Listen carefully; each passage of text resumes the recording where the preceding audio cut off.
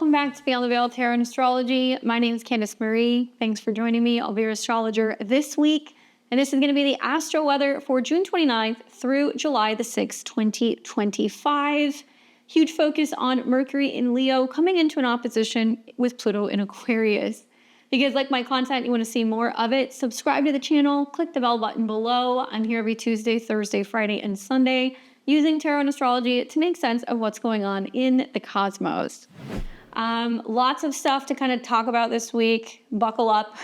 This week feels a little intense. It feels like there's going to be lots of revelations, bold communication, and obviously transformative energy as Mercury in the sign of Leo makes an opposition to Pluto in Aquarius.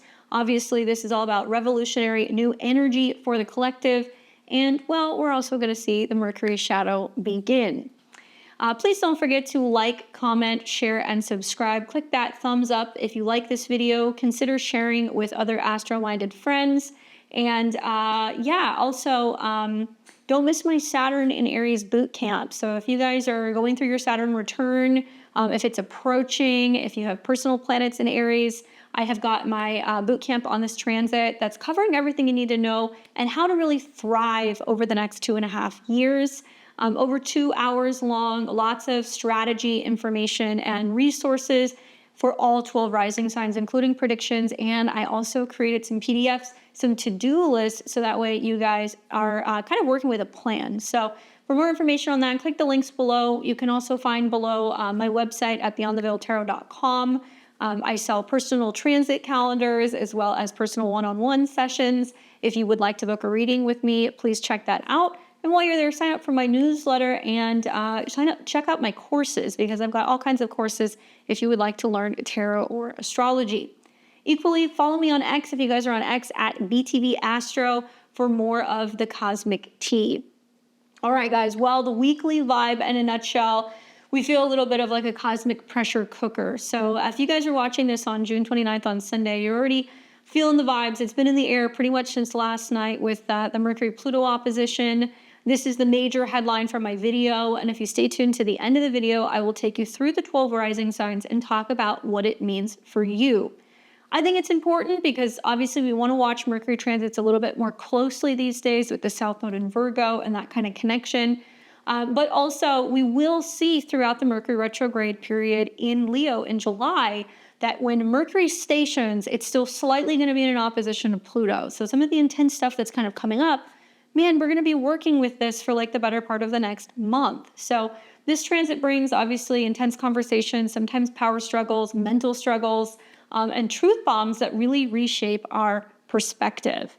So the energy is very bold, it's very dramatic. Obviously, Pluto wants transformation, and Mercury is wanting us to better communicate and relay information. In the midst of a Mercury retrograde shadow, it's hinting at themes that are going to be playing out for the next couple of weeks.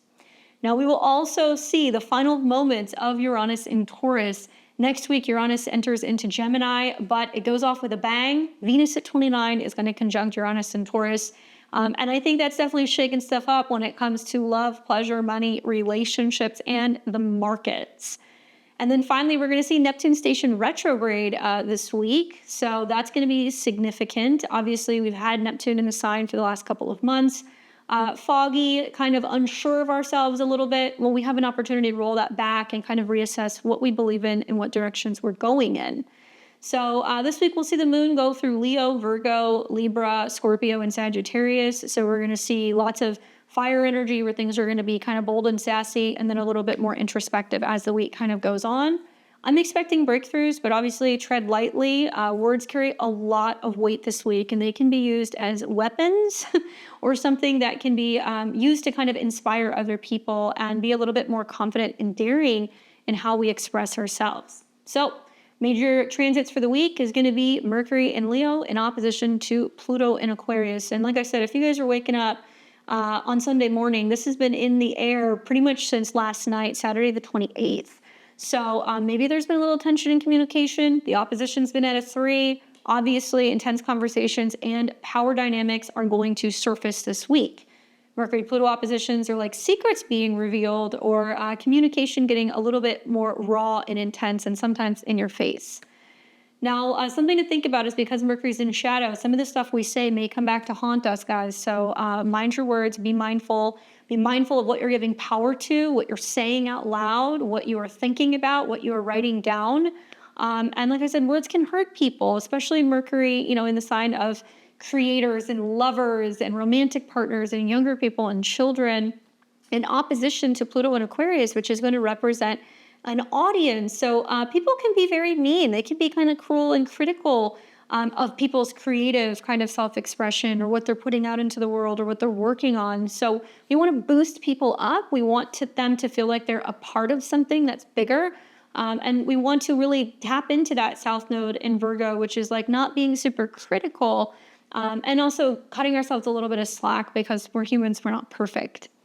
Now, like I said, Mercury will enter shadow on Sunday, right when it hits 4 degrees. This is the degree which Mercury will retrograde back to in August. We will actually see from mid-July into August of 2025, Mercury will turn retrograde in Leo, covering the degrees of about 4 to 15 degrees. So let you guys know. Hopefully you got your Mercury retrograde stuff done prior to today's video. If not, don't worry. We have a couple of weeks to kind of go through this process.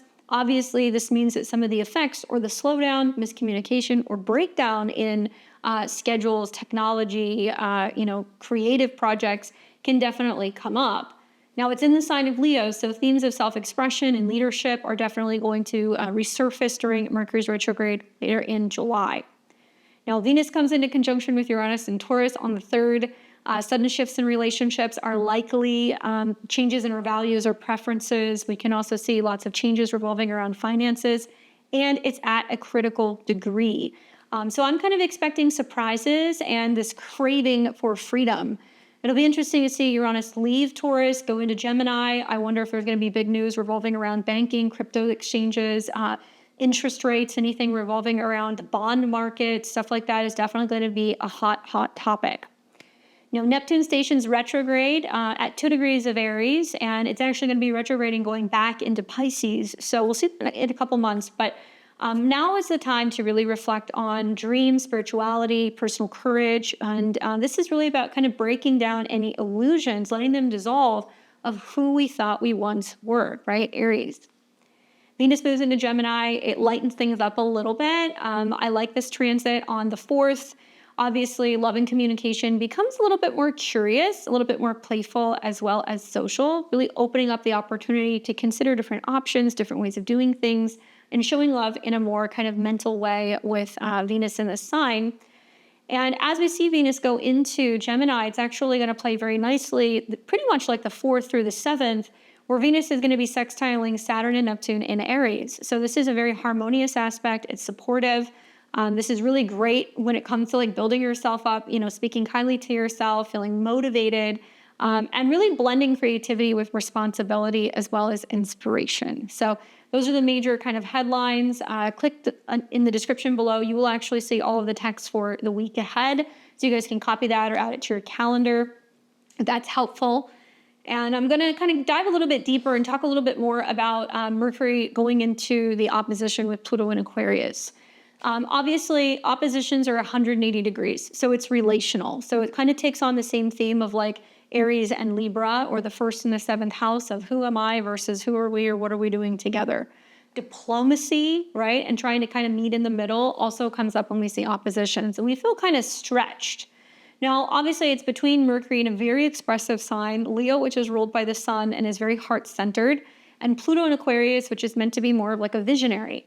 Now, Pluto is retrograde, so it's kind of working through this right now. But in a nutshell, Pluto and Aquarius really demands transformation, disclosure, truth, and I think detachment from the ego. Easier said than done, I know, but I think this transit can really bring intense conversations, obviously power struggles, but major revelations that really change how we express ourselves, especially when it comes to our social groups, our allies, our networks, and maybe even people online, right? Aquarius. So with that happening in Mercury into the shadow, it means some of the effects of this are going to linger. So I would actually really pay attention to like Saturday the 28th all the way through the beginning of July, because you're going to see as Mercury retrogrades back to this degree in August, some of this stuff is going to kind of get worked out. Now, some of the themes that are kind of coming along, I think, with this Mercury-Pluto opposition is definitely truth versus ego. I think that's like a big one, especially considering that the sun is the ruler of Mercury. And while Mercury is in opposition to Pluto, the sun is still in conjunction to Jupiter, and Jupiter is about truth, the heart of the truth, right? Sun, Jupiter. And what our emotions are kind of bringing up for us privately in a domestic sense, with home, with family, maybe even with the past, and how we're actually moving through change and overcoming like fear. So honest communication this week can definitely clash with control or manipulation. I think the key here is to be able to spot where there could be some kind of mental manipulation, some tendency to want to kind of provoke people, and really learning to speak from the heart, but avoiding obsession, because mental obsession, mental fixation, being super critical about communication, that stuff can kind of come up. So watch for that. You can't talk about Pluto without talking about power dynamics. I think that's another big one. Obviously conversations can feel a little bit like a battle for control this week. And my advice is just choose words wisely to avoid conflict. Part of the challenge here, though, is that, while Mercury is opposing Pluto, Mercury is directly connected to the moon and Mars, which are actually meeting on Sunday the 29th. So it's going to mean that some people are going to be very wanting to or willing to get in there, get into the nitty gritty, take action, make some kind of change. And they could be a little bit more assertive, a little bit more bold than usual. Obviously still sextiling the sun and Jupiter. So it's really about kind of cleaning house literally or figuratively, like emotionally, and how we kind of get the words out, how we kind of flush everything out, and whether or not it's coming across as like a little like brash or kind of like in your face. Now, transformation through expression is how I'm choosing to look at this transit. We've had several retrogrades in Leo over the last like several years. If you go back to the Mars retrograde we had from the end of 2024 into 2025, we had a Mercury retrograde that went direct in Leo last summer. We had the summer before that a Venus retrograde in Leo. So there's been a lot of reworking this particular part of our chart. And I think it's all in divine kind of timing. It was happening simultaneously while we were watching Pluto in Aquarius, kind of going in and out of Capricorn. But the opposition brings up deep insights and potentially even secrets that can lead to breakthroughs if you're open to change. Like talking about something you've been afraid to talk about, or finally spilling the beans about something, or kind of like coming clean, or like being raw and vulnerable is a good way to use the transit. And especially to be able to better appeal to an audience or to friends, to be able to better create or express yourself, and also kind of tap into your personal goals. Now, when you work with Pluto, you always want to do some kind of shadow work, okay? And I think that Mercury's shadow period is interesting because it's really hinting at revisiting past conversations or unresolved issues. While Pluto is retrograde, so we have to kind of go back and we have to dig through some of the muck to be able to figure out what our goals are, what our purpose is, where are we going, and who's going to kind of collaborate with us to get there. And also the South Node, ruled by Mercury, which will go retrograde, represents the past. So there's a lot of this week going, how can I learn how to communicate differently? How have I reacted to things or said things in the past? And like, how can I kind of shake some of that out? Where is that kind of coming up? Because maybe I'm being too critical or I'm too attached to old, outdated ways of doing things. And it's going to actually help you guys kind of like make lemonade. Now, I like to read you the Sabian symbols, which I don't always do when we're looking at oppositions. Usually I'll look at it when we have a new moon or a full moon or even a conjunction. But I think that this is really interesting because while we're having the Mercury-Pluto opposition, the moon and Mars are sextiling Jupiter and the sun. So it's kind of saying, hey, let's be optimistic. Let's be positive about the emotions that are coming up. Let's do something about it rather than just reacting. Both of these two sextiles form an inconjunct or a quincunx to Pluto, which is basically saying that the Aquarius area of your chart is like very prominent. So I don't just want to talk about, okay, this is the degree that Mercury's at. Obviously, Gemini degrees because they're at a 3. So what you think about, what you write, what you say. But I think that it's going to show two opposing symbols. It's going to show two ways of looking at things. That oppositions, actually, the more that you study them, the more you realize they have a lot more in common than you think, especially when you think about, for example, your opposite sun sign. Anyway, so I'm going to read to you guys Leo 4, and then we're going to read Aquarius 4 because we always round up. So Leo 4, where Mercury is, and this is also the degree which Mercury will station at, A man formally dressed and a deer with its horns folded. The keyword is morale. The theme is command. The symbol speaks to stately and formal self-assertion that makes a dramatic or bold impact on the everyday world at large. The image of a man formally dressed and a deer with horns folded symbolizes a submission of lower habit nature to the higher intellectual nature. The deer in the 1931 mimeograph version of this symbol described as a lovely mounted moose head. The implication here is that a man's success is subduing his lower nature was memorialized and commemorated with a trophy or a reward. Here, formality symbolizes organization and the ordering of all lesser things to a higher purpose. At its highest, the symbol represents dignity, bearing, poise, and presence, as well as remarkable talent for gaining the respect of others. Watch for attention-getting behavior or constant approval seeking.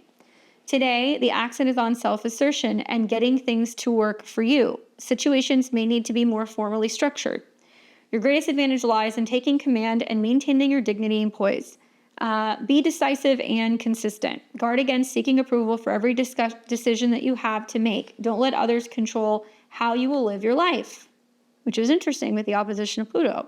Stepping stones is domination, power, control, command, mastery, authority, rulership, self-assertion, formality, overshadowing, submission, giving in, acceptance, obedience, respect, and the list goes on. So, Leo is a sign that deals with leaders, world leaders, people that can kind of really command, some sort of presence. It can also be connected to people who are kind of like regal and in high society.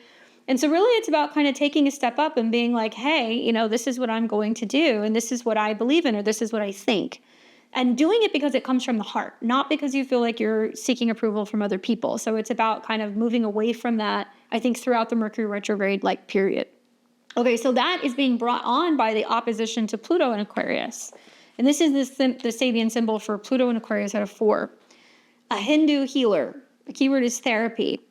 The theme is realignment. The symbol speaks to the impact and the ability to make a difference in the world and to healing or the corrective realignment of the body, mind, and circumstance. The image of a Hindu healer alludes to the ability to touch all things in unifying magic.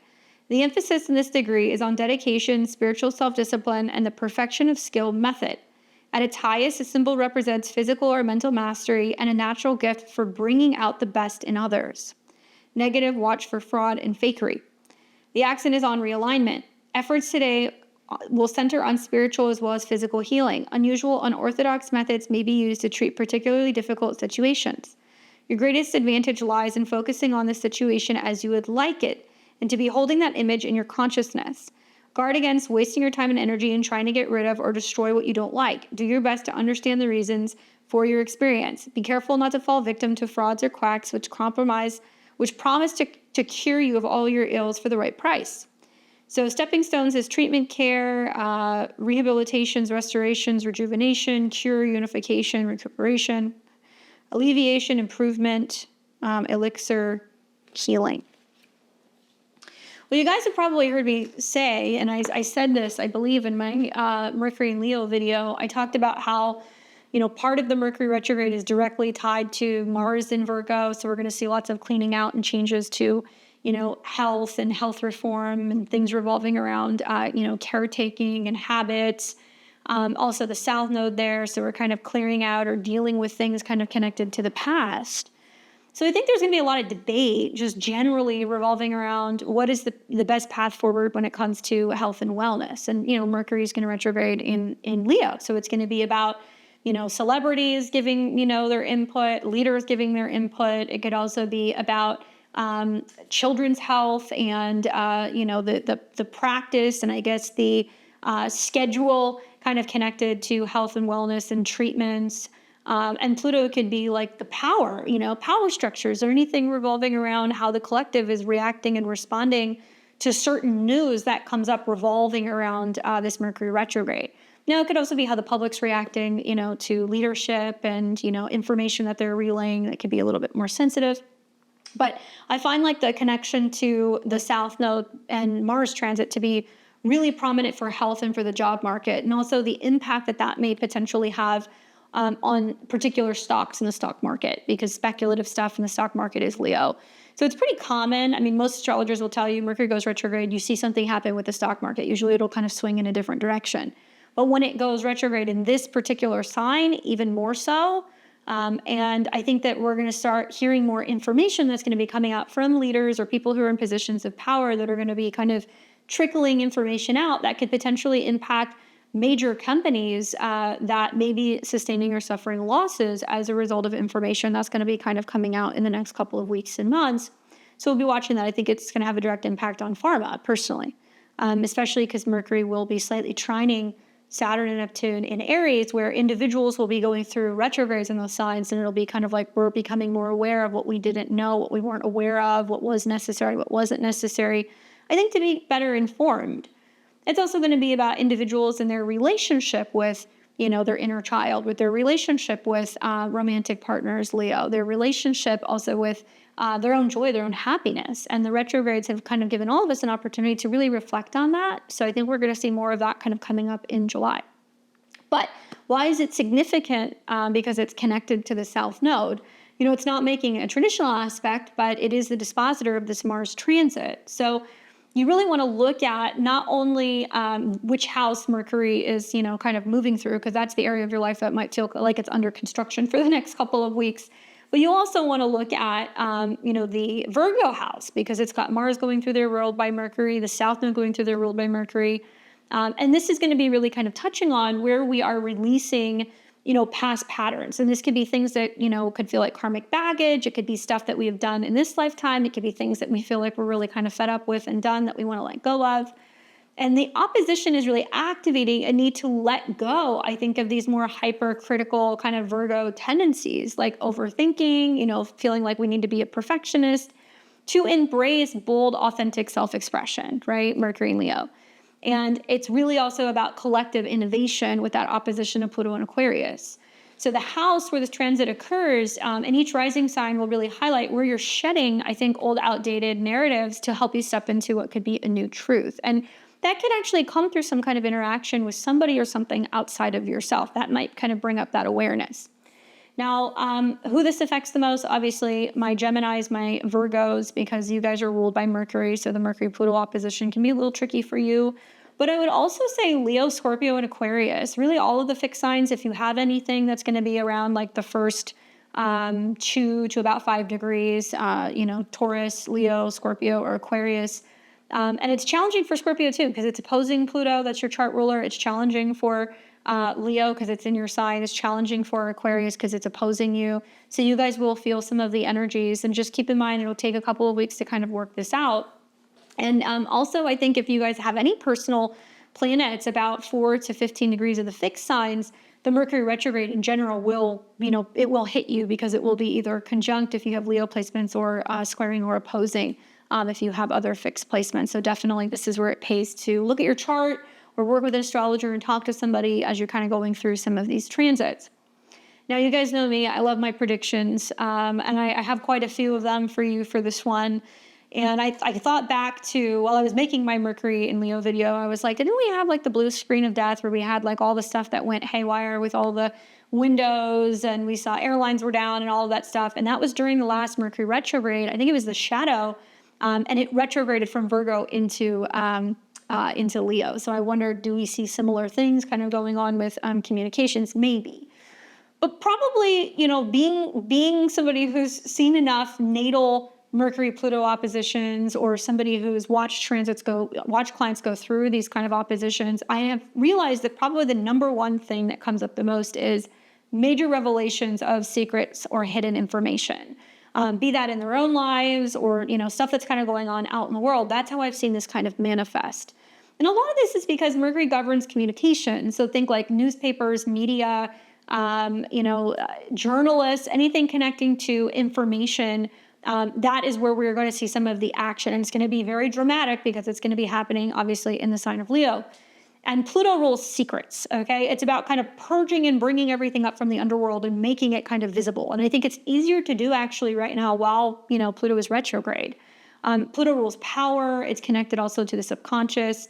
And when these two planets oppose, hidden truths often kind of come to light, exposing some sense of corruption, scandals, covert activities, things that may potentially be very top secret, and then suddenly, they become kind of like exposed, or they become, like open for like public opinion. I think this is going to be a big theme, public opinion revolving around some of the secrets that are being exposed. So usually when you see some of these aspects, you see things like whistleblower leaks, major investigative journalism breakthroughs, exposés in politics or corporations, or something connected to the technology sector. So for instance, you can see things like documents revealing government surveillance. I think that's like a big one with Mercury, Pluto, especially how it ties to health, right? That South Node in Virgo. I think we're also going to be hearing about like corporate misconduct or suppressed scientific findings. I think are very, very likely to resurface over the next couple of months. We will see that even going into September, when we see some eclipses that really are very telling with some of the aspects it's going to make in Virgo and Pisces. Now, I think with like the 2025 context here, with Pluto and Aquarius, I would expect revelations that are directly tied to technology, or it could be AI or social movements, data leaks, information, or anything revolving around data and privacy or surveillance tech, or major tech companies that have hidden practices that could kind of spark some kind of global debate. Now, yes, we've talked about the power struggles. We know that, it oftentimes, a Mercury-Pluto opposition brings some kind of confrontational like rhetoric. And, it can also bring up propaganda or battles over a narrative and control. And I think you're actually going to hear this.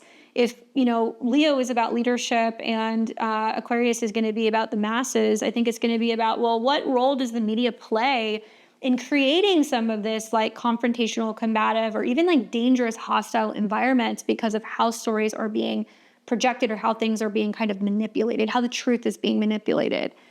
So you're definitely going to see things like leaders, influencers, or institutions that will be definitely engaging in some verbal sparring. And I think a lot of that's to kind of assert dominance or sway the public opinion. Now, so, you want to watch for these heated public debates, diplomatic standoffs, media wars, where opposing sides are really going to be pushing conflicting narratives. I like the trine that we're going to see loosely in the beginning and the end of the retrograde to Saturn and Neptune. Right now, it's still direct, so it means that you can use a sense of common sense and learn to be more discerning and really tap in and feel into what feels right. And maybe this is about being a little bit more grounded in reality, Saturn, Neptune, if we can do it. I do think that governments or organizations, or we might hear information about this, are attempting to control information flow. And this can lead to major censorship controversies. So that's something else I'm going to be watching for. I think that, what this might do is like lead to polarized, global discourse. And I'm hoping that that's not the case with the opposition. But sometimes I can see the opposition as like two planets standing on separate sides with their arms folded, not really wanting to kind of converse. Now, I'm watching also for technological or cyber-related crises. Guys, I always laugh when I read your comments. I usually film these the Friday before they come out. So I'm actually filming this, I don't even know what the date is right now, but it's Friday the 27th, all right? So Friday 27th of June, that's when I'm filming it. But when you guys are watching this, when the Mercury-Pluto thing is kind of setting up, Moon is going through a conjunction with Mars, and then the Moon will follow and come into a conjunction with the South Node. And this is going to be the pre-shadow. So not only do we have the Yod, we have the Mercury-Pluto opposition, which when Mercury goes direct, we're going to see that kind of come up again in August. I have a hunch that something might actually be going down like this weekend. Could be Saturday night, could be Sunday, could be Monday or Tuesday, but something might be actually kind of coming from this that can really be the setup for what we're kind of untangling all throughout the Mercury retrograde.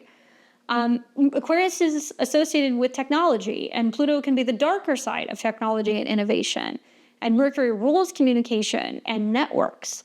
This opposition can highlight more conversations or communications revolving around cyber attacks, data breaches, or controversies involving digital infrastructure, and exposing, plans or kind of foiling plans. So, I'm just kind of curious after seeing some of the headlines over the recent week where there's been allegations, whether it's true or not, I don't know, that Iran is claiming they foiled a plan where there was going to be attacks on U.S. soil by Israel. Now, I'm not saying that's factual. I'm saying that's what the headlines are saying. But that really reads to me like, oh, information is getting out that somebody was trying to sabotage something, trying to instigate a war maybe. We've got Pluto, which does kind of connect to Scorpio, which can be more warlike. And we've also got Mars in conjunct or quincunx. Pretty soon, we're going to have Mars coming into conjunction with the South Node. And I'm hoping this can be like kind of, diffusing things and being like, no, we need to be practical and logical. We don't need war. We don't need conflict. We don't need this. But I wonder, is there going to be more information about just exactly how that was going to pan out? Is there proof of that? Can we see definitively that that was really what was going to happen? I don't know. So, I will just say watch for a focus on security and privacy when it comes to technology.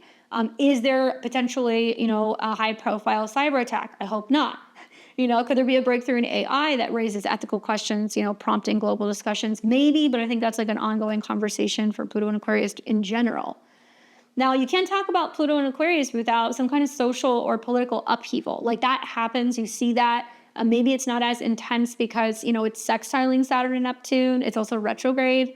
But Pluto and Aquarius really emphasizes collective transformation and revolution, while Mercury in Leo is pushing for bold public kind of expressions. You're going to see a lot of people that are going to be very vocal about their thoughts. They're going to be very extreme.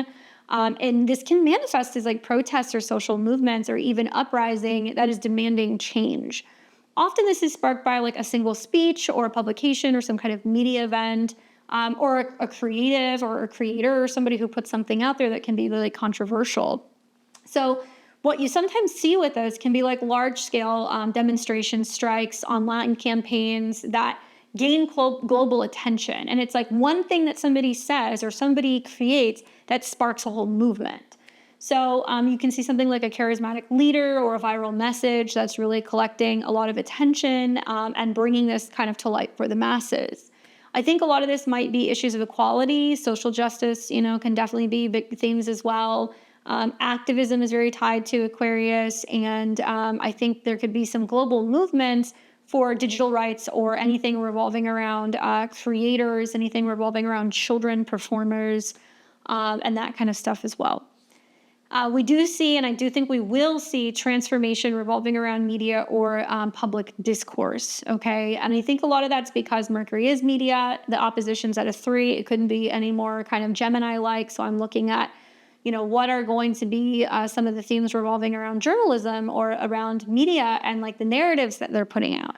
Certainly Mercury opposed Pluto here can really reshape how information is shared or perceived. And in the midst of like a shadow, there could be some crisis that's coming up or some pivotal moments in media where we don't have all the facts or the information, and there can be a lot of stuff coming out that's intentional in its narrative to like scare individuals or create more conflict or, problems. So in a way, like this transit really can force societies to see some of this stuff. It brings it up in kind of discourse, and a lot of it's uncomfortable truths or bringing up the need to like really rethink communication norms.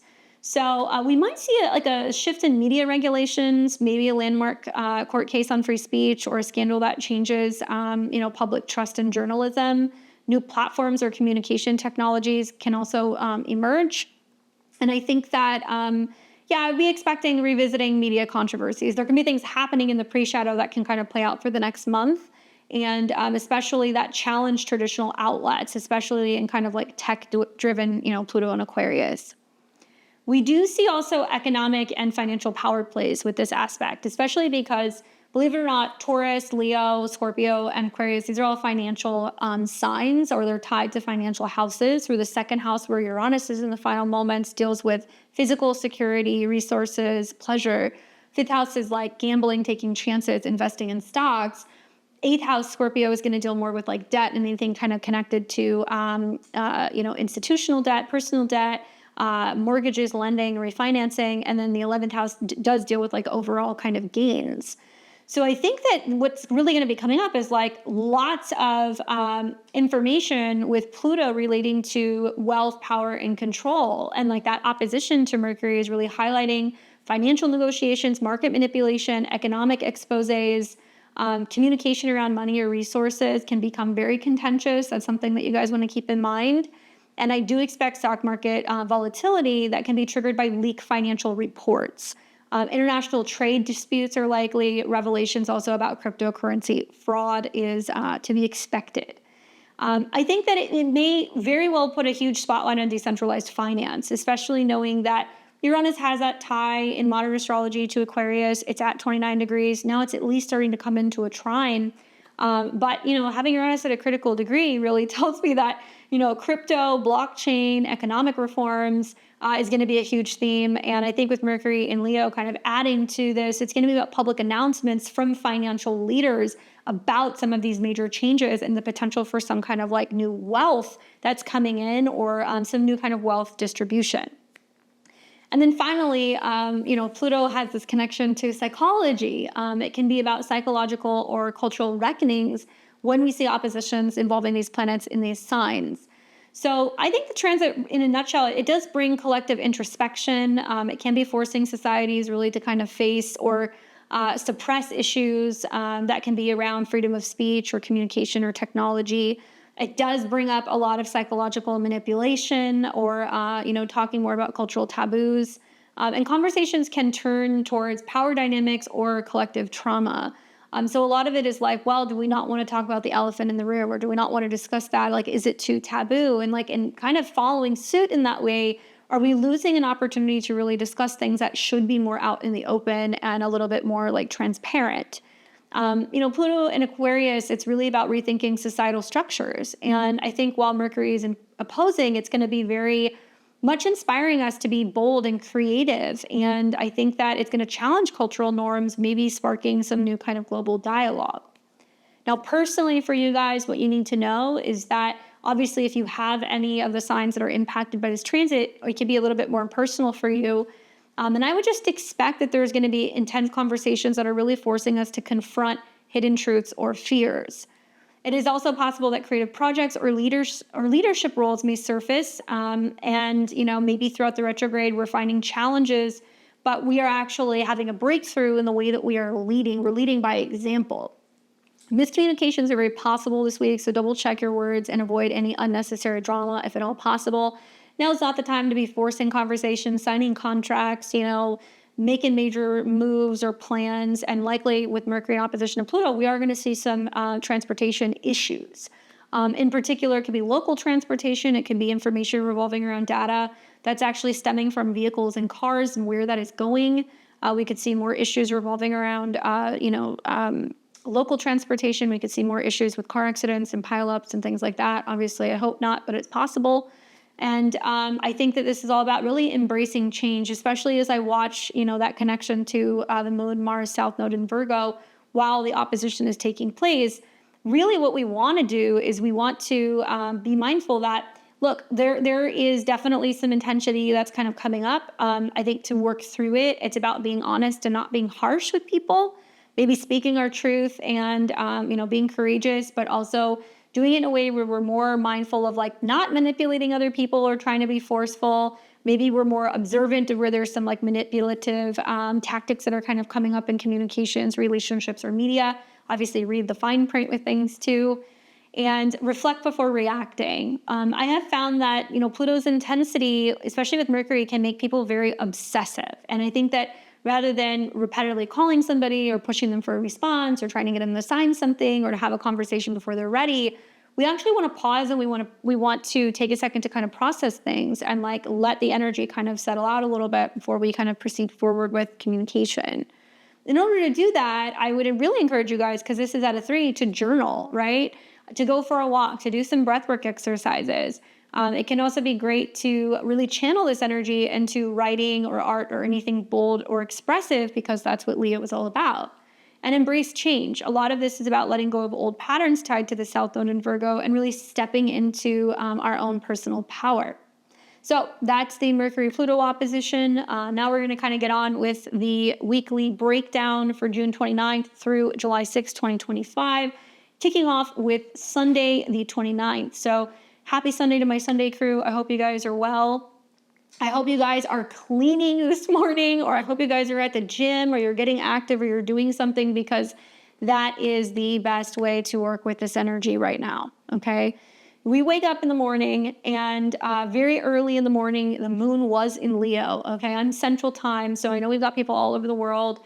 I'm coming to you guys from Texas, so you're going to have to kind of change and adjust your time zones a little bit, but Unless you're a really early riser, most of you guys are going to wake up and you're going to have obviously the moon in Virgo when you wake up. But if you're up earlier, the moon has been in a square to Uranus and Taurus right before the moon actually left Leo. So there's a little drama going on Saturday night, might still be lingering Sunday morning.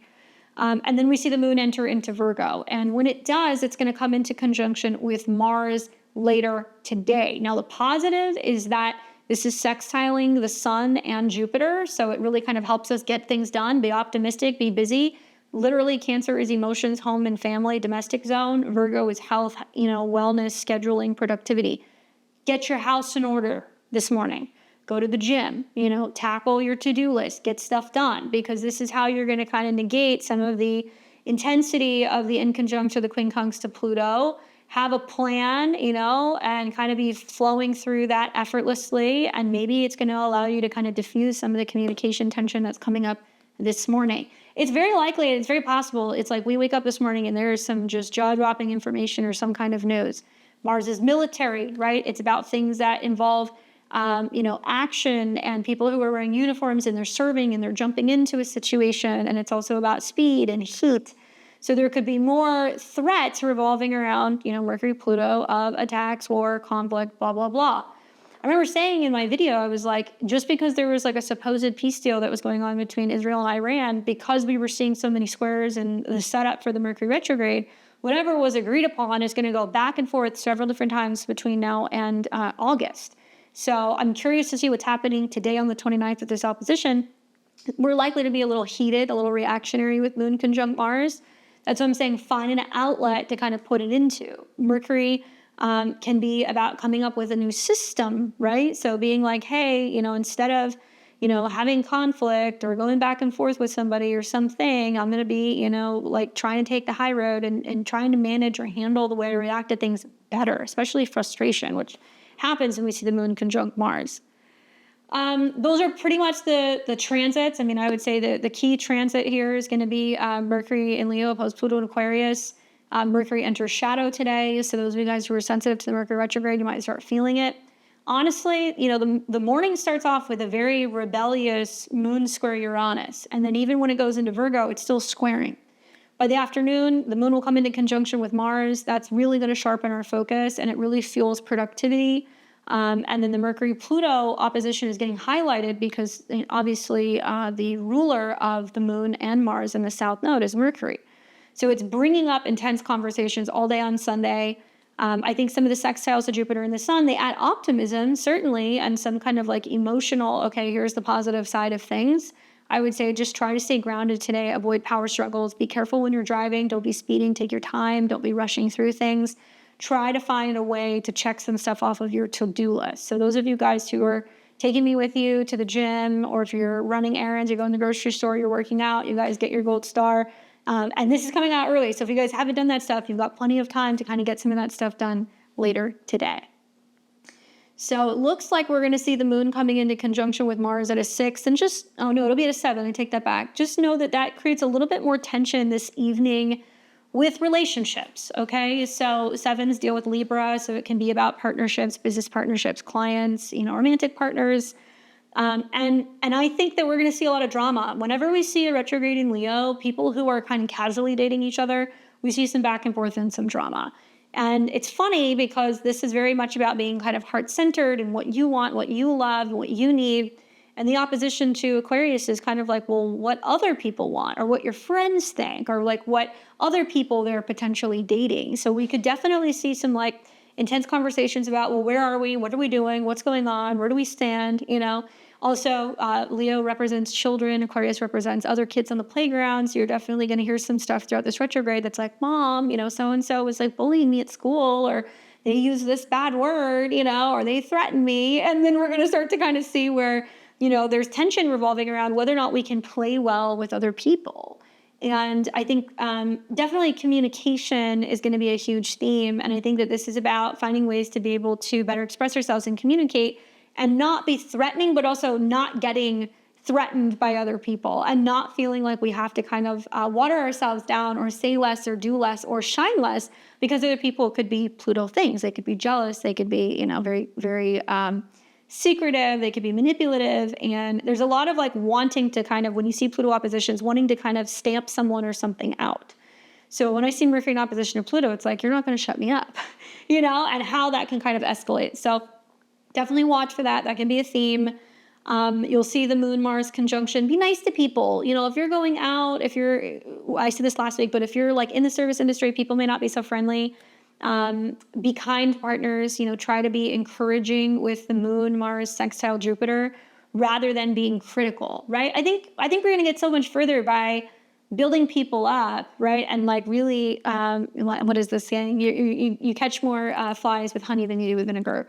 That's very much the sextile to Sun and Jupiter. It's sweet, right? It gives you the opportunity to be encouraging or be giving insight rather than being super critical and demanding or mean to people. And I've seen it. I have personally seen this already with planets that have gone through retrogrades, over the last year or so in Leo in opposition to Pluto. People can be very mean, especially on the internet. I see it with other content creators. I see it sometimes in my comment section. And like, I know that that's kind of part of the course when you're putting yourself on the internet for a living. But it's like, I really feel like the opposition is going to show a lot of people the mental impact, right? And the health impact, the physical, psychological impact that our words have on other people. And we can be sitting behind, a keyboard. We could be sending somebody a text. But when we're not communicating effectively, or we're doing it in a way that's mean or manipulative or demanding or cold or envious or jealous, that is felt by other people. And it can create like health issues, or it can create major problems, especially with the South Node in Virgo. You never know what your words are going to do with another person. And so I hope that you guys are taking that into consideration, not so much for me. I'm not saying this for me, for other people. This week I saw a content creator that I really like, that I've been following for a long time, that I actually followed all through the pandemic, that I just loved. And it's really sad because she was a part of a cause that was really prominent for her personally. She had disabilities, I guess I would say. And she was autistic, and she was a part of a community that she had created that was like a nonprofit where she was going and saving animals.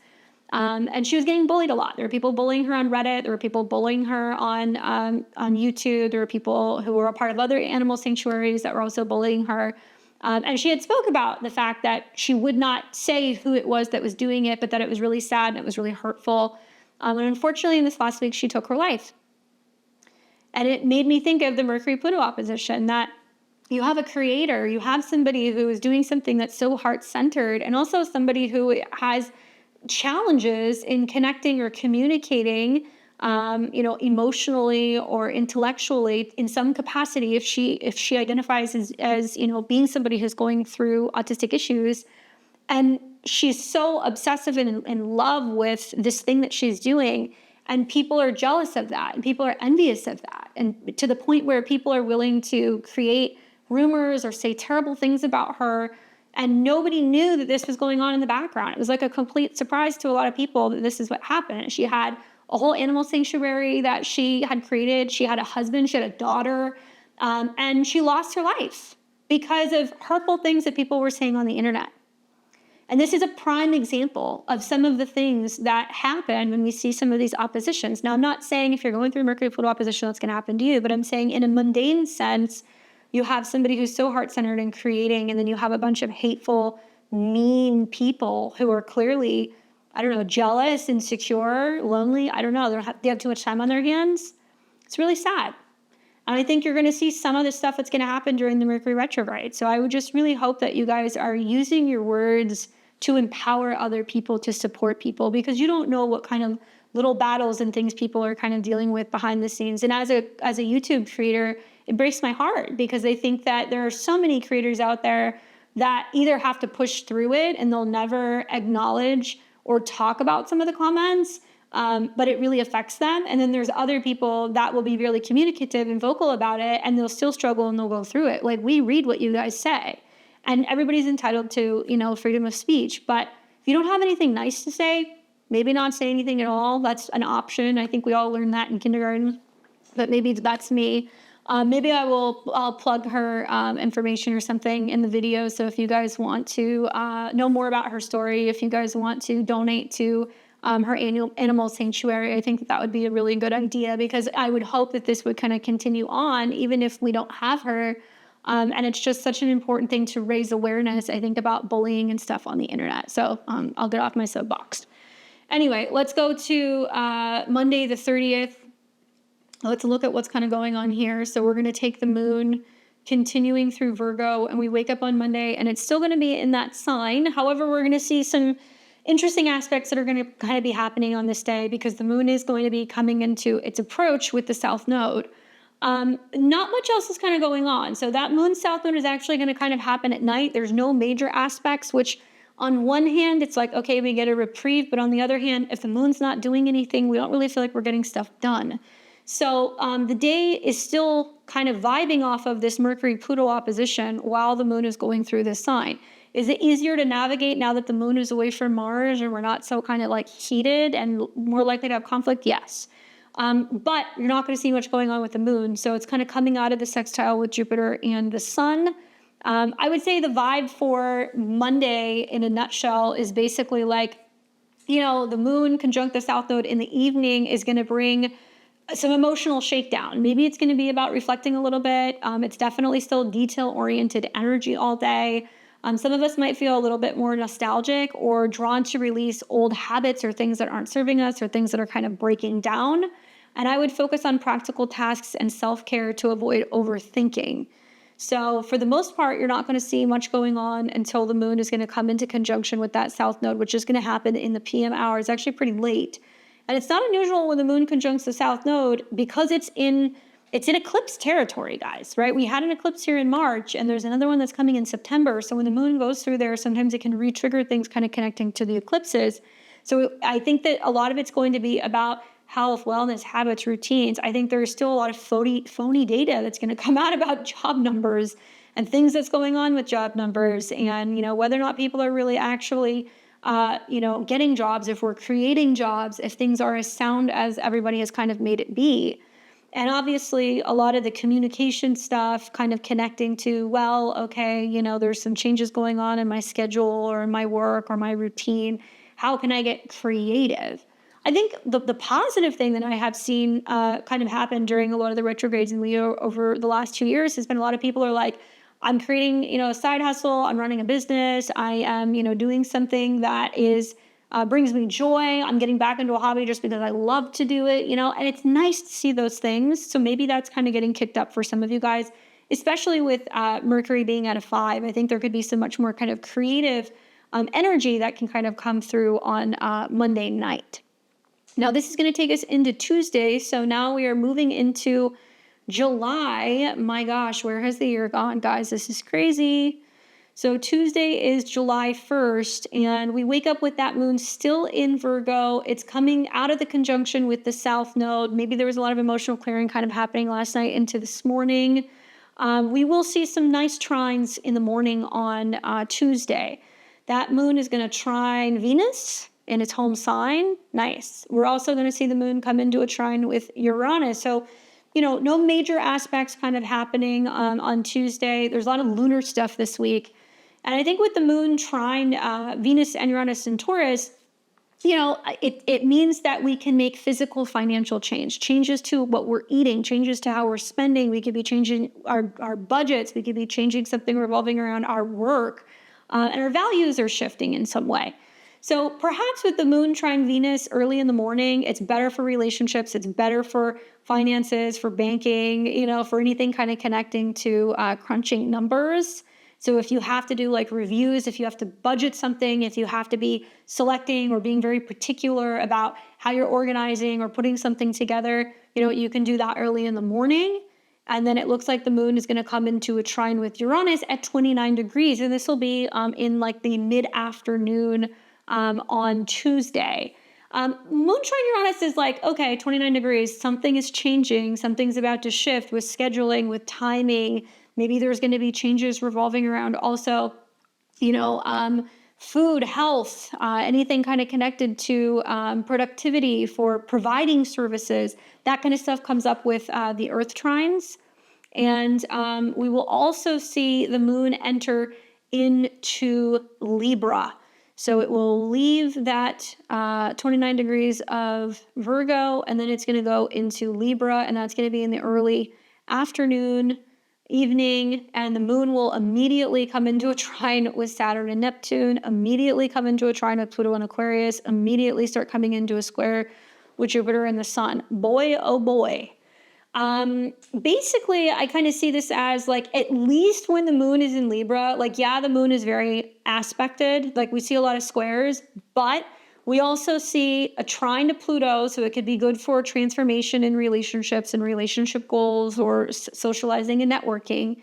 Venus is in its home sign. So that's a nice place to have Venus while we're going through a moon for 2.5 days where we want to partner, we want to work with clients, we want to meet others, we want to connect, and Venus is in Taurus, so nice aspects. However, Venus is starting to nuzzle up next to Uranus, okay? So that's something that you're going to kind of feel, I think, in the air on Tuesday. That's like, all right, well, the morning kind of started off maybe with the moon trine Venus and Uranus, sparking creative or financial breakthroughs. But when the moon shifts into Libra and it starts to really shift the focus to relationships, but the moon is opposing Saturn and Neptune in Aries, which is about individuals, we're going to notice the shift in tension in relationships that's actually taking place in the later afternoon, maybe creating some tension between dreams and reality, like who we are and what we thought we wanted versus how relationships really are. Maybe the trine to Pluto in Aquarius is really about empowering more transformative connections. Maybe it's about less romantic relationship connections, more like, spending time with platonic relationships, friends, community, networks. And that's also highlighting with the moon in opposition to Saturn and Neptune that individuals are reevaluating or rethinking, do I love this? Is it right for me? And it could be a job, it could be a relationship, it could be a hobby. It could also be just a new way of expressing yourself and trying to get in touch with what your ideal version for your life is. Obviously, it's trining Saturn and Neptune. So, even though there's no major aspects happening, the lunar transits this week are saying a lot. And with this moon sextile Mercury as well, I think it's trying to help us be a little bit more bold and communicative and creative in how we relate to other people. Now, throughout Tuesday night, the moon will keep going through Libra. It looks like it's going to pick up the trine to Pluto overnight. And then as we get into what will be the second, so this is Wednesday, this is the first quarter square. The moon's still in opposition to Saturn and Neptune. So in a way, it's really putting Jupiter and the sun as like a huge emphasis. It's a part of a T-square between the moon and Saturn, Neptune, and Jupiter and the sun. So this could be a day where, traditionally when you see the first quarter square, it's like, all right, you set these new moon intentions. We had a beautiful new moon in Cancer. It was conjunct Jupiter. Maybe we felt like, okay, we're not as optimistic or we're not as positive with the squares to Saturn and Neptune, but regardless, we have to believe, right? Sun Jupiter is you have to believe in yourself. Emotionally, you have to feel that. So now we have the first quarter square, and it's bringing up all the intentions of the things that we kind of seeded during that end of June new moon. Now we come into the beginning of July, and it's like, what are you going to do about it? So moon squares Jupiter, which enhances and makes emotions feel bigger. It also squares the sun, which is the first quarter square. And I think the only kind of safety it has or security or support is the sextile to Mercury in Leo, which is in shadow. So, the Libra moon squaring Jupiter and the sun is really pushing us to kind of act on our goals, but it's challenging us to find emotional balance. And we're having to do that in relationship to other people. I think the sextile to Mercury and Leo boosts confidence and communication. We get creative. We can be a little bit more focusing on expressing ourselves, especially romantically. And this is the day that we have to take bold steps towards the intentions that we set at the end of June for the new moon in Cancer. Now, we kind of get out of some of the ricochet of some of the squares as the day goes on. So you'll see once the sun and the moon are no longer squaring, which is at a 10 midday, which we really feel like, man, this is a lot of work, and then it comes out of the square, and then it's going to still be at 11. So maybe it's about changes going on with long-term relationships or home or family goals. By the evening, things kind of start to settle out a little bit. Still watching Venus get really close to Uranus while we're going through this moon transit. And truth be told, it's like, when do I see people break up? Eclipses in Aries or Libra, full moons in Aries or Libra, retrogrades in Leo, Venus coming into hard aspect with Uranus or Pluto. We're seeing that. So Venus, Uranus, we definitely see some people going like, that's it. I need to break free. I can't do this anymore. Or I can't stand this job anymore. Or I can't be eating this way or spending money this way, which are very Taurus things. You might hear some people kind of saying that during this particular conjunction that's setting up. All right. So now this is going to take us into what will be July the 3rd. So we keep moving. And early on the 3rd, this is Thursday, the moon's doing some stuff. It's going to come into an opposition with Chiron, which could bring up some wounding personally and within relationships. We are also going to see the Venus-Uranus conjunction at 29 degrees today, so that's a critical turning point. Fun fact, also a Leo degree, so it's going to create some drama, and it's a day to watch the markets because you're going to see some volatility one way or the other. And we're also going to see, I think, just major surprises, because as this conjunction is happening, watch. Let me show you guys. I believe the moon's going to hit the critical degree too. So if we move forward, it looks like in the PM hours, the moon will oppose Chiron. Venus starts conjuncting Uranus, and then the moon's going to hit 29 overnight. So it'll be actually going into the next day. So it's conjunct on the 3rd, but the actual conjunction is going to be on the 4th. So 29, 29, 29. It's like that's also showing you there's some critical turning points in regards to relationships.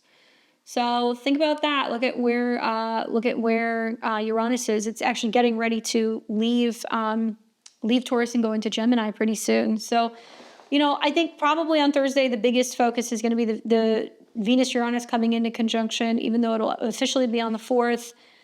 This will deliver some surprises in love, money, or values. And I would say expect the unexpected.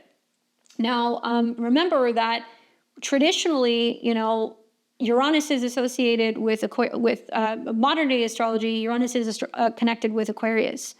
So even something about this like wild shift or swing with bonds or, markets or banking is very much connected to Mercury in opposition to Pluto, that transit that just happened. And where people are focusing on, physical things, right? Physical things, what they physically need. So it could be more cash related than crypto related. All right. I think on Thursday, other than those surprises, that Moon-Chiron opposition, it's going to stir some emotional wounds around relationships. And then the moon in conjunct Venus and Uranus will add some tension. So, Thursday, embrace change. Maybe stay open to new possibilities. Don't feel like you have to stay in the same routine. Know that this is about routines kind of changing, especially when it comes to your values. And then this will take us into July the 4th. Which obviously, if you're here in the United States, it's Independence Day, so happy 4th of July for you guys. A little intense though, Scorpio moon, okay, so we wake up on Friday the 4th. I'm not sure a lot of people are going to have that day off. Obviously it's a banking holiday as well, but a little intense. We see the moon that's going to come into a square with Pluto, which is one of the dispositors. It rules Scorpio. It's also going to come into a square with Mercury and Leo, so it's going to mean that there is some critical turning points revolving around change, exposure, privacy that is impacting us technologically or the collective, or things that are kind of creating some drama in communication or travel. I think those squares are a little intense. I think that the positive is that as the moon goes through Scorpio, which is notorious for deep feelings, emotions, kind of brooding, it is going to trine Jupiter. So it's going to be really good for using your intuition. It's going to be really good for being around family. It's going to be really good for being around water. And Scorpio is a lot about security. It's instincts. And so I look at this and I'm like, me personally, with the Mercury-Pluto opposition, I don't want to be around a lot of crowds because I've seen how that's kind of played out in recent years, that there's been some weird stuff happening revolving around security in crowds. That's very much Aquarius. Particularly anything performance-based, so like concerts or anything that's going to be like theatrical or anything that's going to just draw a large crowd of people. I look at this and I'm like, you're better off with the moon trine Jupiter and the sun being like, we're going to do something that's going to be more home based, or we're going to a family's house, or, we're going to be staying in, or we're going to be doing something, by a lake or by the beach, and not really going out and about in areas that's going to be more kind of heavily populated. So I think that that's a better way to spend 4th of July, personally looking at this. And some of you guys might just kind of notice that, with the trine, your intuition is kind of kicking in. We also see on the other side of this, the moon is sextile Mars, which is the traditional ruler of Scorpio. So that also adds a little bit more support revolving around scheduling, planning, health, wellness, fitness. So Friday, I feel like the Scorpio moon, it definitely intensifies emotions. And you're going to see it's pretty much hanging around all day. It'll start coming into a square with Pluto, which is communication based at a 3 around the late morning. And then it's going to come into a square with Mercury at a 9. So this is going to be more travel, transportation kind of related, airplanes related, law and legality related. And Mercury's in shadow. So that's not fun. And that's going to be in the later hours. It's around 10 o'clock, 11 o'clock Central Time. I think that the square to Pluto and Mercury is going to be bringing up deep confrontational moments for some people. The trines to Jupiter and the sextiles to Mars can soften the edge a little bit with optimism and action. And Neptune will also be turning retrograde. So that's also getting ready to be happening. Neptune's going to retrograde at 2 degrees of Aries. Venus will also have entered into Gemini. So if you happen to be a Gemini, Sun, Moon, or Rising, if you happen to be a Venus ruled chart, so if you're a Taurus or Libra Rising, your chart ruler's on the move. And then if you happen to be early degree Aries, or if you are Pisces Rising, the Neptune retrograde is really prominent. In particular, if you have any planets around 0 to about 3 degrees of Aries, Neptune, and Saturn are there, but Neptune's the first one to retrograde. So my thought is kind of looking at all of those things, communication and relationships get a little lighter, right? We see that we can definitely be very much, taking action and making moves and following plans and all of that stuff. But I really look at this and I'm like, man, listen to your gut with how you decide to spend your Friday night, because I don't really think that it's too smart to be in like large populated areas looking at some of these transits. It's not me being a conspiracy theorist. It's just me being a realist, right? And look at this, moon sextile Mars in conjunct or quincunx Saturn and Neptune, and like being that the moon is going to sextile Mars, and it's squaring Mercury. This is also going to be like, I think, changes of plans, changes with travel, changes with communication, something you thought you were going to go and do, or whose house you were going to go to, or what the plan was, might suddenly kind of break down and change. That's very much the sextile to the South Node. Anyway, so, I do think that it's a good day for spiritual reflection with the Neptune retrograde. And with Venus going through Gemini, it will definitely lighten the mood a little bit. It's going to be a little bit more playful connections, communication, and seeking a little bit more freedom, especially as we see, look at this, setup. Mercury is sextiling Venus. Venus is sextiling Saturn and Neptune. Saturn and Neptune is sextiling Pluto. We got a lot of air and fire in the skies, guys. We got a little bit of Earth here, but very little. The only thing that's holding on is going to be Mars in the South Node, because Uranus is about to come into Gemini. So, this is the astrology that you're going to see is very similar to that of what we're going to have for the next several years. Lots of air and fire in the sky. You got a little bit of water, and maybe you guys will touch on that when you see some of the trines between Cancer and the Scorpio moon. I don't know. So this will now take us into Saturday. That's going to be the 5th. And on the 5th, the moon's still in Scorpio. Now we have the day that the sun and the moon trine. Arguably one of the better times all month. Obviously, we got to look at the rulership, but still, moon is connected to Jupiter, and we see that the moon trine Jupiter on Friday. Now it's coming into a trine with the sun. Pretty good. Feels like a very intuitive, emotional day on tap. Still in a sextile to Mars, and later in the day we will see the moon trine the North Node. So we're actually going to see a water trine that's kind of happening all day on July 5th. Now, for those of you guys who aren't used to kind of dealing with that energy, it can feel a little floaty. We can feel a little bit more emotional, a little bit more sensitive. Maybe we're more focused on healing or rest or privacy, or, we're doing some healing work. But there's no major transits that are really going to be kind of happening on the 5th. So the day really feels to me like with the Scorpio moon trining the sun and the North Node of Pisces, creating a flow of emotional and spiritual kind of like alignment, diving into, introspective or meaningful connections, doing some divination, working on your intuition, healing, resting, it's a soulful day, and it's about progress towards your destiny, because that moon is going to come into a trine with the North Node, and with a trine to the sun, there's some things changing emotionally. So you guys are going to get a nice little dose of water.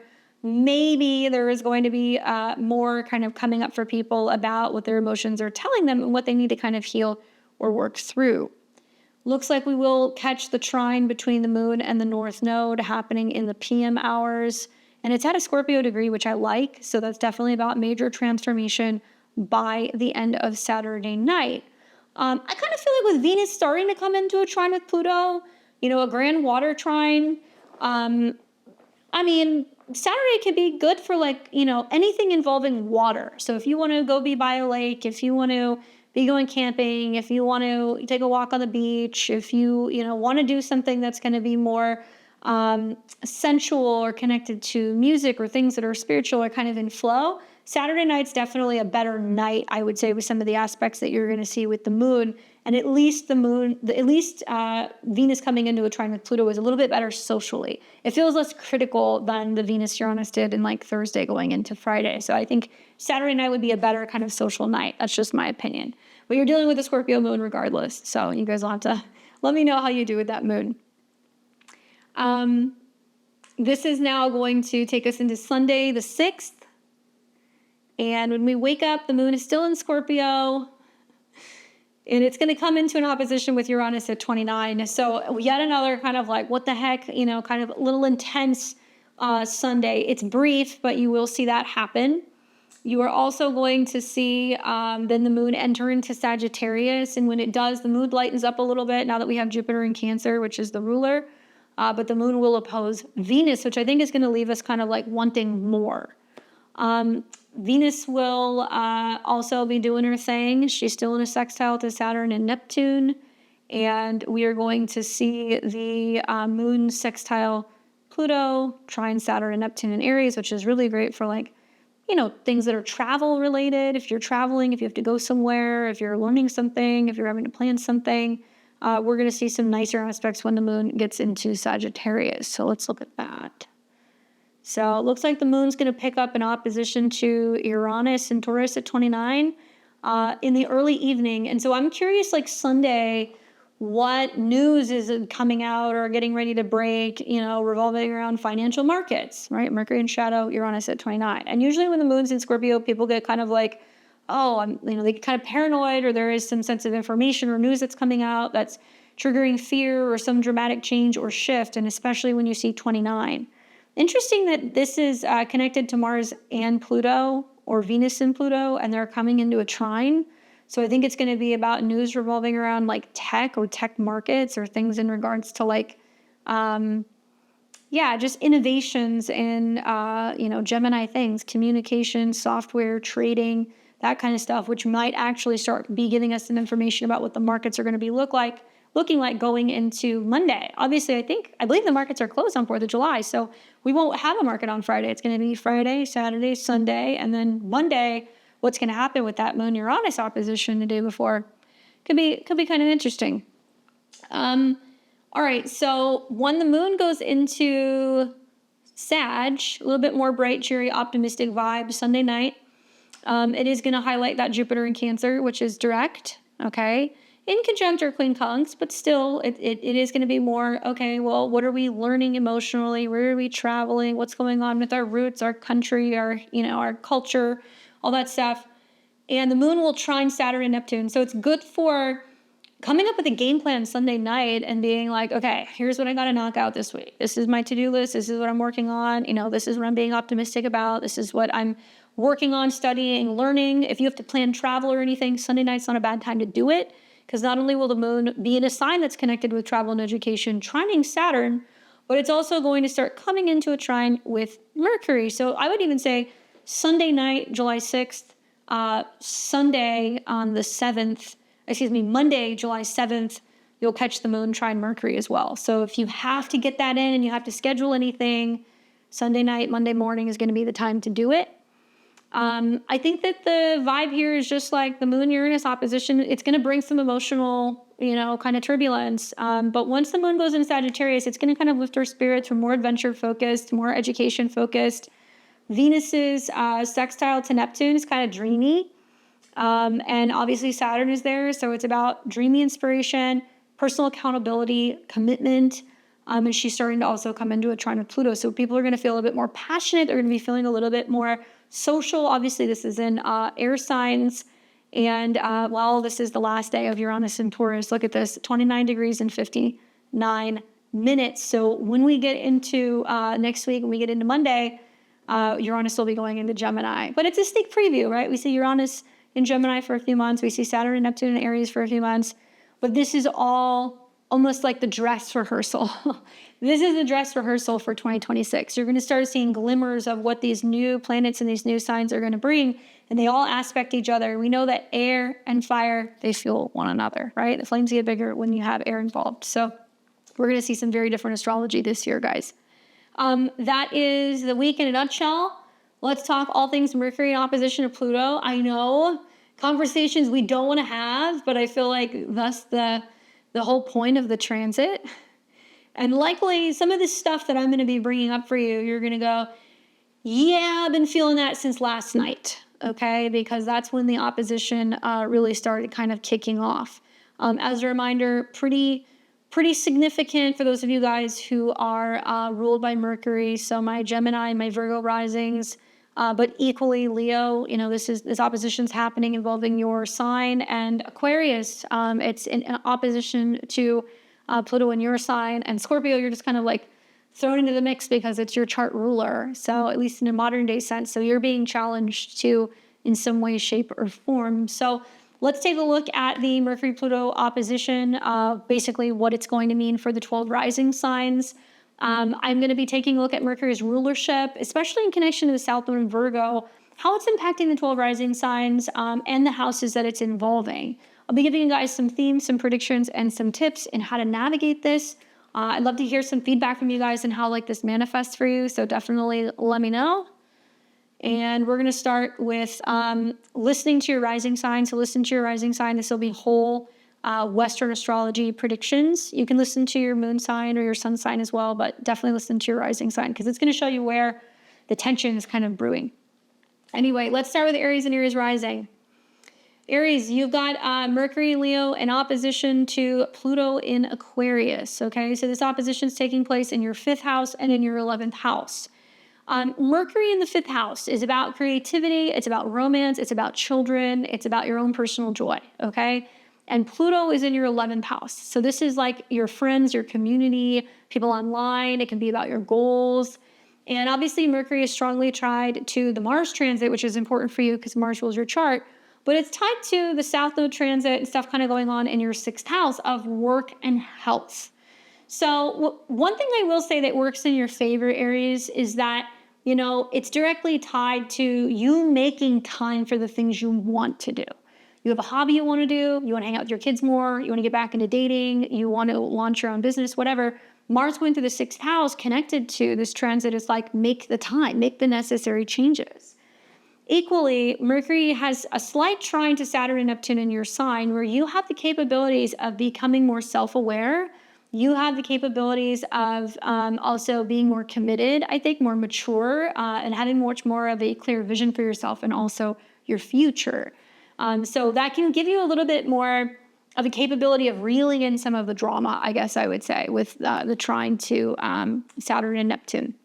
Anyway, the theme here with Mercury, in your 5th house in opposition to Pluto is going to be about creative control versus collective transformation. How you create, what other people have to say about that, what feedback you get, what your friends think, what other people think about, how you have fun, who you love, what your kids are doing, so on and so forth. So I predict for some of you guys that there could be some intense conversations that are being had in friend groups or in creative projects that could reveal some kind of power struggle. And, you may want to release this perfectionist vibe when it's tied to work habits. Obviously, the South Node is saying that you want to take action, you want to be busy, but maybe some kind of collaboration or something involving friends or a group can be a little bit more difficult at this time. I would advise you to really use your unique voice in group settings, but avoid dominating. Part of the retrograde, I think, is going to be about you being like, okay, I'm listening more, and maybe journal to release overthinking about your daily routines because Mercury is directly tied to your third house. Choose your words wisely is something that I would say. And there are some people who don't really deserve a response or you don't need to kind of go back and forth with. I think that that's wherein lies some of the challenges, especially for Aries and Libra rising, because this is very social, revolving on how you connect with other people. And in your case, it's like, I don't need to prove myself to other people, I think that that's a big piece of the puzzle is that focusing on what makes you happy, whether it's writing, creating, spending time, or, just your job in general, you want to do something that's going to feel good for you personally and kind of try to drown out some of the hating voices that can kind of come up with the Pluto opposition. Good luck, Aries. Let me know what happens. I've got Taurus and Taurus rising. What's up, Taurus? You're going to be experiencing Mercury's transit through Leo in your 4th house, and it's going to come in opposition with Pluto in Aquarius in your 10th house. Now, Taurus, Mercury going through your 4th house is bringing up themes connected to home and family. It could also be contracts. It could be talking to family members, visiting family, getting out of the house. It could even be connected to siblings or roommates. And it's going to oppose Pluto in your 10th house of work and, your professional life. So this is about your career and your reputation. Pluto is directly tied to your partnerships and your relationships, one-on-one, business partnerships, spouses, while Mercury is tied to your 5th house, which is much more about creativity. The South Node is there, so it's also about romance. It's also connected to children. And there is a direct connection also to your 2nd house, which is about personal values and resources. So, tying it all together, first of all, Taurus, if you were an early degree Taurus, this is going to be squaring you. Okay. I would say 0 to maybe about 5 degrees. You're going to be the focal point. And really it's like, can you stay solid amongst some of the challenges in communicating what's going to work best when it comes to working career and home and family and like balancing that out? Like, can you be patient? Can you be more stoic? Can you be focusing on taking your time and like not allowing some of the pressure that's kind of going on with home and family to create conflict as Pluto rules your relationships? So there could be some major issues that can come up with relationships and partnerships and how you navigate some of the changes in these two areas. Really family dynamics versus public transformation kind of comes to mind. And I think that I predict for you guys that there can be tension between home and career ambitions that are going to spark, and it's revealing, conversations that you'll have with partners or you'll be having with your family or somebody at work. And it's about really letting go of perfectionist tendencies in creative or romantic pursuits to find balance. Also, the Mercury connection to the South Node of the 5th house is about children, things involving children, or creative projects at work.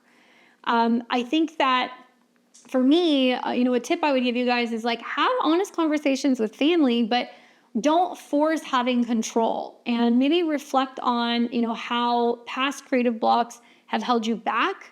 And that could be from your childhood, that could be in dating and romance, that could be old creative, projects that you didn't get to finish that you decide that you want to go back to. But certainly it's a little bit of a balancing act for you this week, Taurus. So let me know how that goes. We've got Gemini and Gemini rising. What's up, Gem? Mercury, your chart ruler, is moving through Leo in your 3rd house of communication, short distance travel, siblings, contracts, learning. It's opposing Pluto in your 9th house of beliefs, higher education, teachers, anything kind of connecting to publishing, law, or legal matters.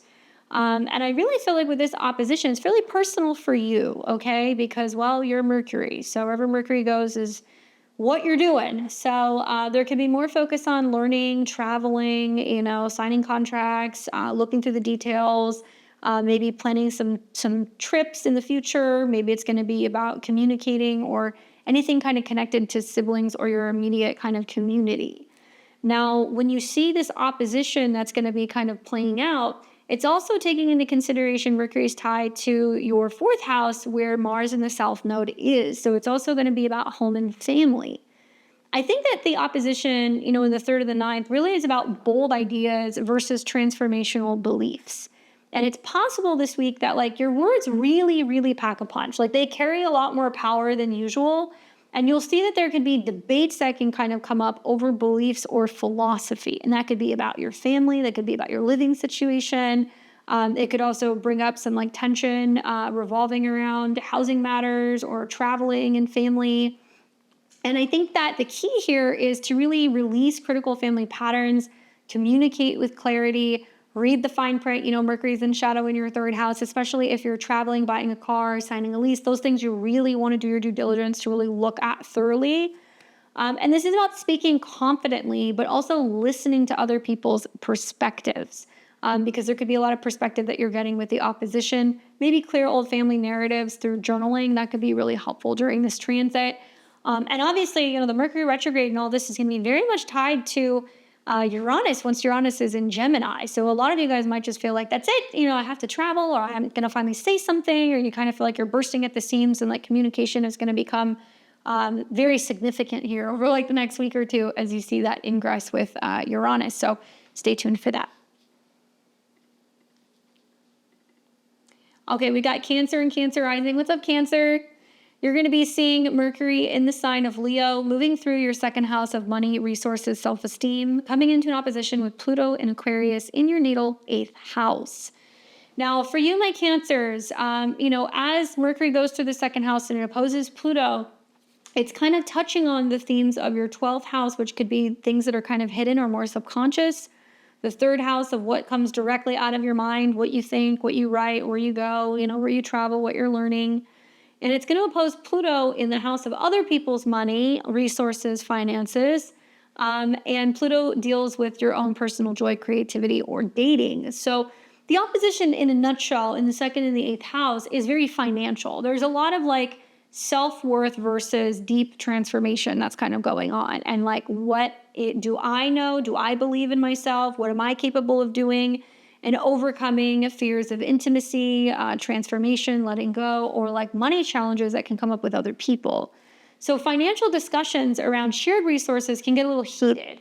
What somebody owes you, waiting to kind of get in advance, whether or not a loan goes through. And you can also find that this is really, I think, a lot about letting go of overanalyzing communication to really embrace your own true value. My advice would be here is to really negotiate with confidence. Like you can negotiate with the retrograde that's coming in. You want to avoid power struggles and maybe reflect on how critical self-talk affects your health and your self-worth, especially because Mercury's tied to the third house is the mind, how you communicate, how you think.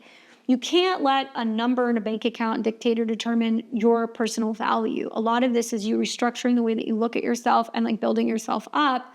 Whether that's self-esteem or financially through this Mercury kind of period. Good luck. All right, we got Leo and Leo rising. What's up, Leo? Mercury's in your side. It's in your first house of self where, you are just going to be like with the megaphone. So it's like, here's what I have to say, world. And Mercury, as it goes through the first house, it's going to be opposing Pluto in your opposite sign, Aquarius, in the 7th. Now, Mercury's tied to the second house of personal self-esteem, security, finances, and resources. It's also connected to your goals, friends, and allies, while Pluto is in the house of relationships, but it deals with getting out of the past, dealing with home or family matters. So there could be a lot of confronting people or confronting things with this opposition that's setting up for you. Now, I think that the theme here is personal expression versus relational transformation. And the first and the 7th house, I think for Aquarius and Leos throughout this transit is going to be like the epitome of what the opposition means. What I have to say versus whether or not you're receptive of that. Where can we find a way to meet in the middle? How can we have a healthy debate? How can we find ways to support one another? Maybe how can we agree to disagree? These themes can definitely come up in these particular houses. Oddly familiar to the Mars retrograde that went through your sign opposing Pluto, where you were maybe pulling back and reassessing your direction because you felt like somebody else wasn't changing, or there was an end of a relationship or a friendship or a bond that was going on and you were trying to figure out who you are. Could mean that there was a relationship under kind of construction and you were like, well, it's changing. Do I like the change that they're going through? Or how am I reacting or responding to them going through some of this Pluto stuff? So it's a lot of like how you're learning to deal with or communicate, working with or being with a person that's going through a lot of change. Now, I think the other way of looking at this is that it can be about bold self-expression clashing with partners, and that's revealing a deeper truth for you throughout this transit. I think the key here is to let go of any tendencies to feel like, you need to be recognized or rewarded because of the ties to the second house. Learning not to squabble maybe about, money or resources. And I think that this is also releasing perfectionist tendencies around money so you can actually step into your personal power. The tip here this week, I think, is just to be authentic, but open to compromise in relationships. Maybe meditate a little bit on your self-worth to release any financial kind of concerns that can kind of come up at this particular time. Good luck, Leo. We got Virgo and Virgo rising. What's up, Virgo? Well, Mercury is moving through Leo in your 12th house of the subconscious. It's in direct opposition to Pluto and Aquarius in your 6th house of health, work, routines, and habits. You are Mercury, so it rules you, your actions, your body, and it's also tied to your 10th house of career. Now, Pluto, on the other hand, is tied to the mind, communication, and short-distance travel. So with Mercury in opposition to Pluto, it's in houses that deal with health, mind, body, spirit, physical kind of daily routine, health, and habits, and they're kind of in opposition to each other. So this can be a little bit more challenging for you because Mercury rules your body. So when it's in the 12th house and it's in this opposition, it's bringing up the South Node transit in your first house of releasing old, outdated beliefs about yourself, ways of looking, old identities, kind of shedding all of that away. And what's going to happen here is, I think with the opposition, it's about inner revelations versus practical transformation.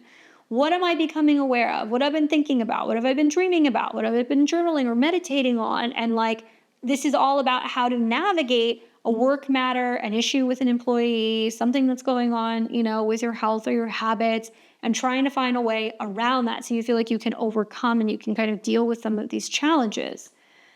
So watch for that. I think it's like inner revelations versus this practical transformation that you're making with Pluto in your 6th house. Hidden thoughts or fears can definitely surface here. And I think a lot of it's about impacting work or health routines and letting go of old kind of critical patterns to embrace more spiritual growth. I would advise you to pay attention because obviously, Mercury will retrograde back to a similar degree. And you'll see some of this stuff coming up in August. And it can be really a good time to journal around your dreams or be meditating to see what some of these subconscious fears are kind of bringing up when it comes to work matters or health matters. And also avoid overworking. You have to kind of prioritize rest during some of these transits. Good luck. We've got Libra and Libra rising. What's going on, Libra? You're going to have Mercury transiting through Leo in your 11th house of friends, goals, allies, and also anything social, anything connected to like an audience if you have an audience. And it'll be opposing Pluto in Aquarius in your 5th house. Mercury is directly tied to the South Node transit in your 12th house right now, with Virgo being there. So it's going to be tied to subconscious patterns, things that are hidden, unexpected kind of attacks and things that are kind of coming on secretly or karmically. Subconscious themes as well. So things that deal with like self-undoing, bad habits, patterns, that kind of stuff. So really what we're looking at is the opposition between the 5th house of self, joy, creativity, romance, and children, and the 11th house of other people. One thing that's always helped me, I guess, as like a Libra rising is I think about like the 5th house Aquarius is, we create to share with other people, whether that's in a relationship or with friends or with a child or whatever. So we have to create to share. And something that's going to be kind of coming up is, how are other people reacting or responding to how you create, to what you have to say, right? And how serious you are about what you love or what you create or what your purpose is, Pluto in the 5th. So what you're going to see is like this social influence versus creative transformation, and like the effect and the role that other people play in how you create. What positive remarks they give you, what constructive criticism they give you, who you align yourself with, who you're collaborating with, who your audience is. And certainly, group dynamics or friendships with this opposition can definitely challenge your creative expression. I think this is about like releasing a tendency to be a perfectionist, and this is about shining authentically. And, guess what? Not everybody is going to like your boyfriend or your girlfriend. Not everybody's going to like the art that you make, but somebody will. There's going to be somebody out there that's going to appreciate it. There are going to be friends that are going to be supportive of what you're doing or what you're creating. And it doesn't have to be tension. And I think in a lot of ways, Pluto in the fifth, it's like there can be some people that can be kind of jealous over what you're creating or what you're doing, and you do that differently. So maybe collaborate with other people during this period, but at the same time, stand firm in your creative vision. A lot of this is, taking with what some people say with a grain of salt, maybe reflecting on hidden fears that's kind of holding you back. And that could be things you want to say, but you're not saying, things you want to create, people you want to connect with, but there's this fear of really putting yourself out there in that way, okay? Good luck, my Libras. Scorpio risings. We have got Mercury in Leo in the 10th house of career, reputation, and your professional life, opposing Pluto and Aquarius in your 4th house of home, family, the past, and private matters. Scorpio, a little tricky for you. And once again, similar to some of the other signs, I'm going to take you back to what's been happening with the Mars retrograde, okay? Mars went retrograde over the same degrees where Mercury is going to be opposing. Also where you have had, recent transits that are kind of showing you what's it going to be, what's going to change. Is it going to be you taking front and center and focusing on what's going on with your home, and your family? Or is it going to be, what's changing and what's kind of coming back online, or what's emerging when it comes to your career and the tension that you see with the opposition there? In your chart, Pluto rules you. So it's about you revising and reevaluating what is changing on the home front with family. Are you working through a critical family or home situation? Are you moving, relocating? Is there something changing in your private life? And then you have got Mercury, which rules your joint finances and resources, intimacy, and money, as well as the South Node transit in Virgo that's going through your 11th house of friends, goals, and other people. So, you're going to have to put it all together here. Really, in a nutshell, the 4th and the 10th house is like your public image versus personal transformation that you're doing behind the scenes. I do predict for a lot of you guys that there's going to be a lot of career conversations going on with Mercury in the 10th house. And this could be negotiations. This could be business proposals. This could be, interviews for jobs or making big announcements. But at the same time, I think that what's going to be happening is it's going to be revealing tension within family dynamics with the opposition to Pluto, your chart ruler. So the key here is let go of of critical group dynamics and step into leadership. Like Mercury in the 10th house is you need to be heard. And now is your time to shine. And you have a couple of weeks to kind of get familiar and get more comfortable with leading or speaking up or addressing a team or, helping a group of people or just getting back in the spotlight. I think the challenge here is, about not feeling like you're going to take it as personally if other people are critical of you over who you are in the workplace or what's going on with you in regards to your home or your private life. And some of you guys might be actually getting back into the swing of things with working or feeling like things are actually improving during the retrograde. So that's possible. I would speak boldly in professional settings, but also this is about avoiding power struggles at home.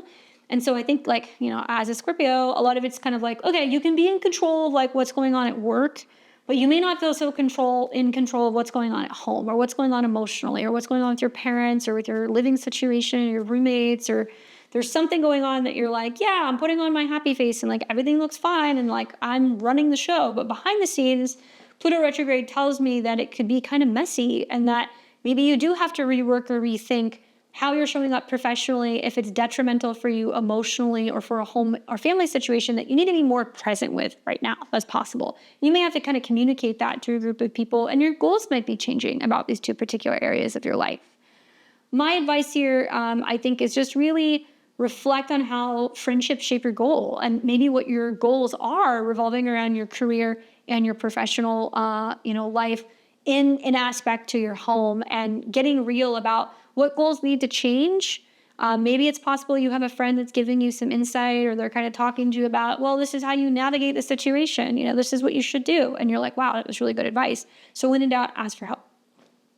Good luck, Scorpio. We got Sag and Sag rising. What's up, Saggies? Mercury is going through Leo. It's in a fellow sister fire sign in your ninth house. And this is in opposition to Pluto and Aquarius in your third house. Okay. So the third and the ninth house are very philosophical. They're very much about education. It's about travel. It's about, debates and back and forths. And the ninth house is tied to your beliefs and expansion, while the third house is more communication, ideas, learning, short distance travel.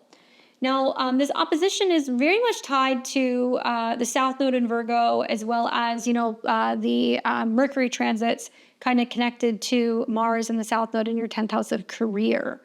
So in a nutshell, the Mercury-Pluto opposition is going to be bringing up philosophical growth versus transformation in terms of words or ideas.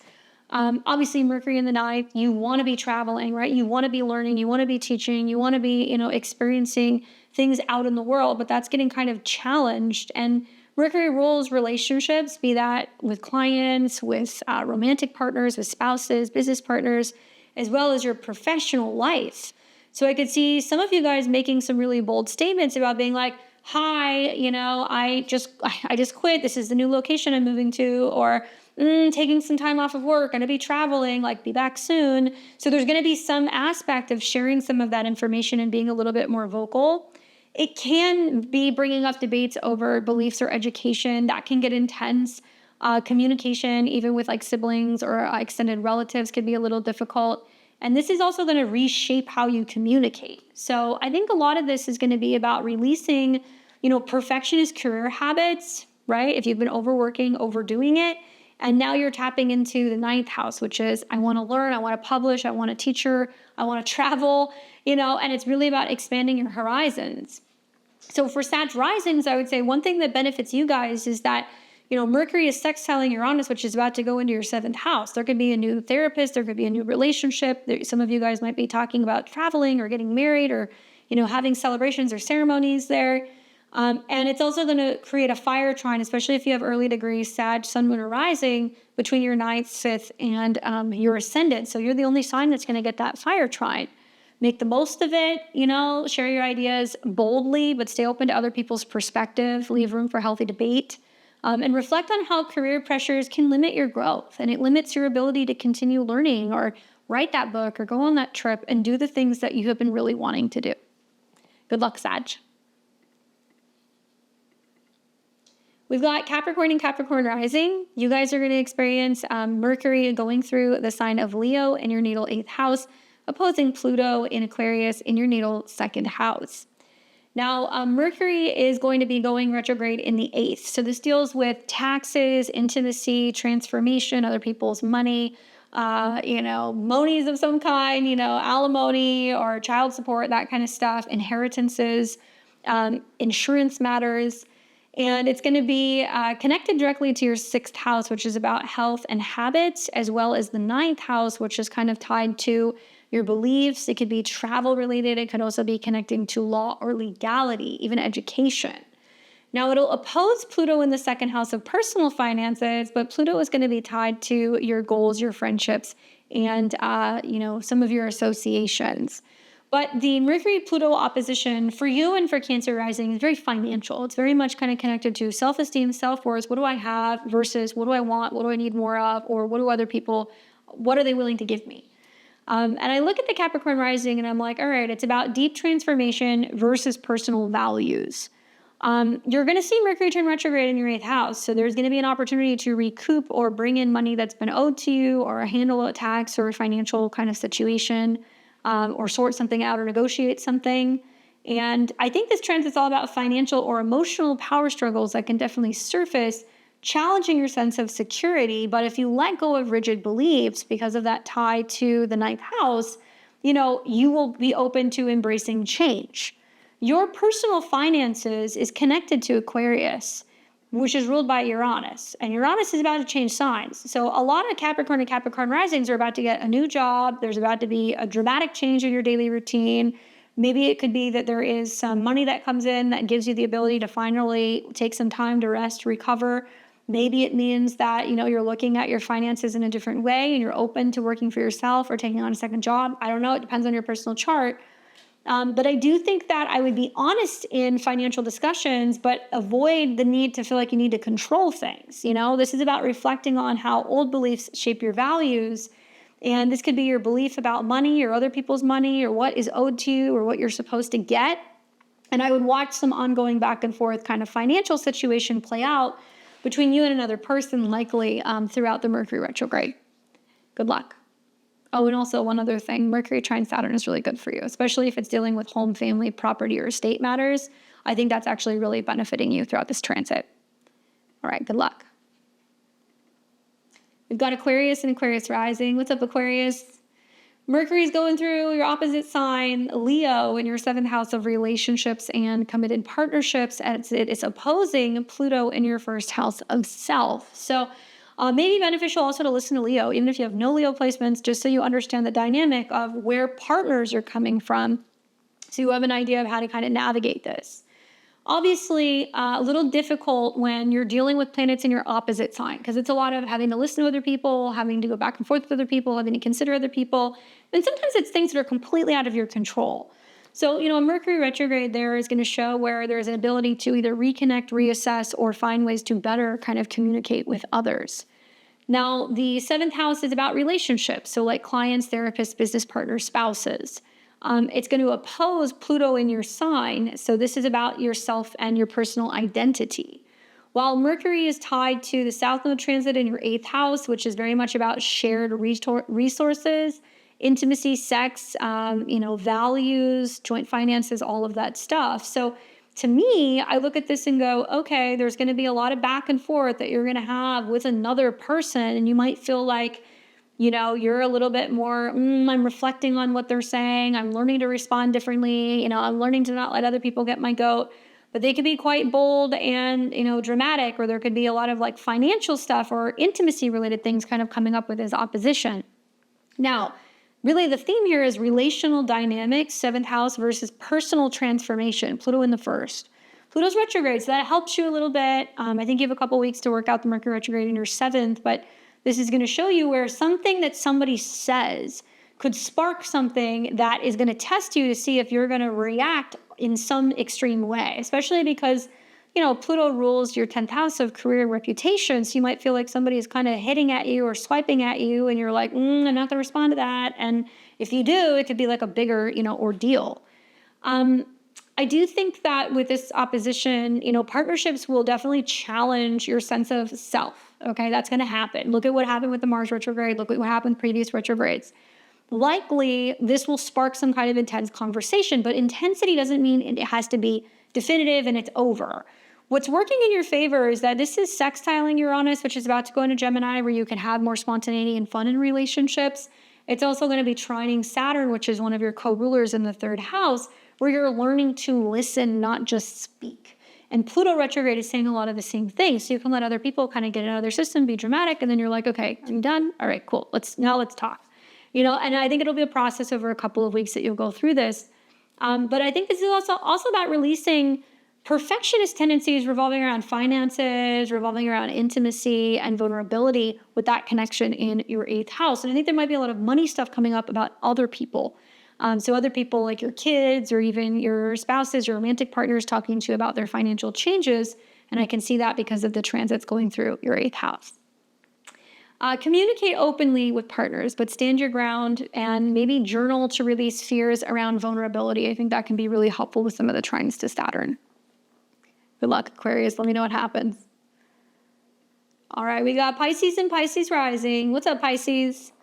All right, you got Mercury going through Leo. It's moving through your 6th house, which is the house it likes to go through, but it will be coming into an opposition with Pluto and Aquarius in your 12th house. And so similar as what I kind of said to Virgo and Virgo risings, health, work, productivity, and also mindfulness kind of comes up a lot during the 6th and the 12th house oppositions.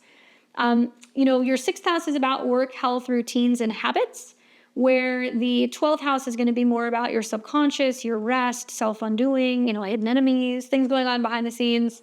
And Mercury is tied to the South Node transit going through Virgo in your 7th house, where there's lots of clearing out old relationship stuff or some changes maybe that's happening with relationships, clients, or other people. the theme here is about practical expression versus spiritual transformation. You're going to be rethinking and reworking, how you organize your home, where you're working, if you're going to be, focusing on your health and your habits throughout this retrograde. But really, it's going to be highlighting how that's impacting you spiritually, mentally, how it's, impacting your spiritual practice or even your sleep, because it's opposing Pluto in the 12th. Something that I like about this transit is that, it will be coming into a trine slightly with Neptune when it's retrograde and it stations, and that helps you, I think, feel like more confident, secure, and also better when it comes to budgeting, finance, and personal self-esteem.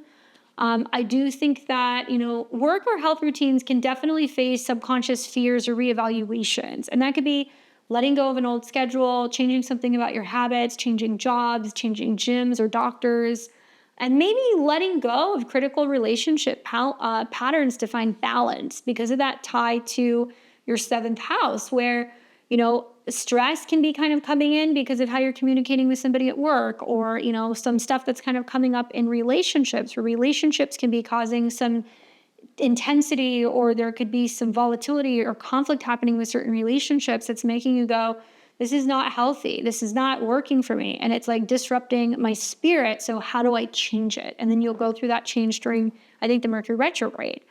My advice for you guys is to really work on health routines. Know that there can be some subconscious fears that are kind of coming up. Let go of critical relationship patterns to find balance, and organize your tasks, but also listen to your intuition. Reflect on how past relationships are affecting your well-being and what you need to kind of let go of. Okay? Good luck, Pisces. All right, guys. Well, that is all that I have for you for this week. Wow, what a week. Mercury, Leo, opposed Pluto, and Aquarius is really shaking things up, guys. It's really pushing us to speak our truth and really confront some of these kind of shadow energies out in the world. It's all about letting go of old patterns tied to that South Node in Virgo. So embrace the intensity, stay authentic, I think is the key, and use the energy to really transform your perspective. I'd love to hear more from you guys and how this is impacting you and how some of these transits are kind of hitting, especially in your life or out in the world. Don't forget to leave me comments below. I'd love to hear from you guys. Also, don't forget to like this video, consider sharing it, and subscribe. Hit that bell button if you want to join me. I'm always here Tuesday, Thursdays, Fridays, and Sundays. Until next week, keep shining, stay curious, and obviously ride these cosmic waves. And I will see you guys all back here on Tuesday. Take care.